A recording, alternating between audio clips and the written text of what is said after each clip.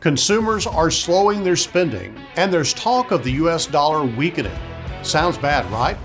Not necessarily. Welcome to the fastest 4 minutes in finance. I'm John Shrewsbury. The June CPI report showed core inflation ticked up only 0.2% in June, marking the smallest monthly increase since August of 2021. The annual core inflation rate, excluding food and energy, dropped from 5.3 to 4.8%. Headline Producer Price Index, or PPI, rose only 0.1% compared to last year, while core PPI was up 2.4% on an annual basis, marking the lowest reading since early 2021. This week's cooling inflation data moved the needle for Fed rate hike expectations. While the market is largely priced in a 0.25% rate hike in July, Fed funds futures imply only about a 25% probability of another rate hike coming along in November, compared to about a 50-50 chance last week.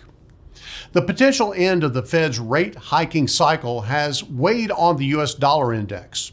So let's talk about this dollar thing for a second. See, when the dollar takes a dip, it can actually help out our local companies. How is that?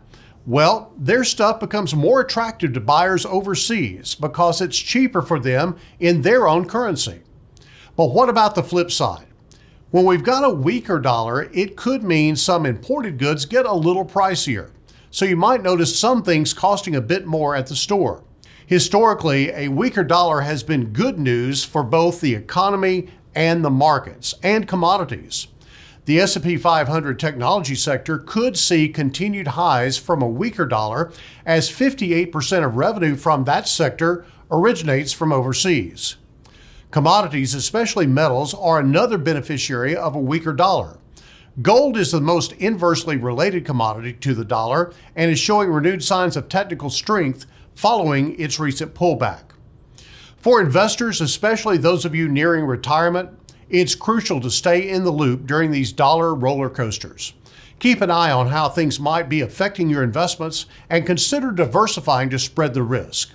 The last thing you want is for your hard-earned dollars to dwindle before you've had a chance to use them. Speaking of roller coaster, it appears that the consumers are taking a bit of a breather from their spending spree. Take a look at this chart. Consumer spending has slowed as sales have begun to fall from January's high of 2.8%. This month, overall retail sales increased by 0.2%, which was less than expected. This is the third month in a row that sales have increased, although it's been somewhat of a minuscule uptick. This shows that customers are continuing to spend on a variety of goods, even though the rate of expenditure has begun to decline. This is worth emphasizing that the reliance on excessive savings and credit to finance spending habits raises concerns about the trend's long-term viability. Economies are ever-changing, and understanding these shifts can help you make informed decisions for your own financial journey.